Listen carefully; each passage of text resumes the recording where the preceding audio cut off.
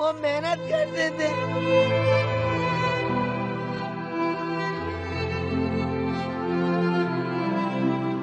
غم سے نڈھال یہ عورت بیوی ہے 50 سالہ مختار کی، جسے لیاقت آباد 1 نمبر پر مسلح شخص نے اس وقت فائرنگ کر کے ہلاک کر دیا جب وہ اپنی مرغی کی دکان پر بیٹے کے ساتھ موجود تھا۔ وہ سامنے چبوترے پہ بیٹھے ہوئے تھے تو ایک لڑکا آیا، بس ان کے اوپر بندوق رکھ دی اس نے، وہ سمجھے کچھ چھیننے آیا تو انہوں نے موبائل دیا نکال کے، جو پیسے تھے وہ بھی دیا، اس نے وہ پھینک دیا روڈ پر، بس گولی مار کے نکل گیا۔ مقتول 12 بچوں کا باپ تھا اور اس نے 4 شادیاں کر رکھی تھی۔ مختار کے قتل کے بعد گھر میں کوہرام مچ گیا۔ اہل خانہ کا کہنا ہے کہ شہر میں اندھا قانون ہے اور کوئی کسی کو بھی مار دیتا ہے۔ اس طرح سے ایک انسان جو اپنی محنت سے بیٹھا ہوا کما رہا ہے، اس کو کوئی آ کے ایسے مار جاتا ہے تو یہاں پہ حکومت، گورنمنٹ، پولیس، رینجر سب کیا کر رہے ہوتے ہیں؟ جب کوئی مر جاتا ہے، جب آتے ہیں اس کو لاش اٹھانے کے لیے اس کی۔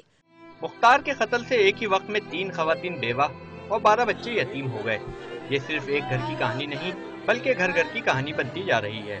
کیمرہ مین علی احمد جان کے ساتھ عاصم خان، ڈان نیوز، کراچی۔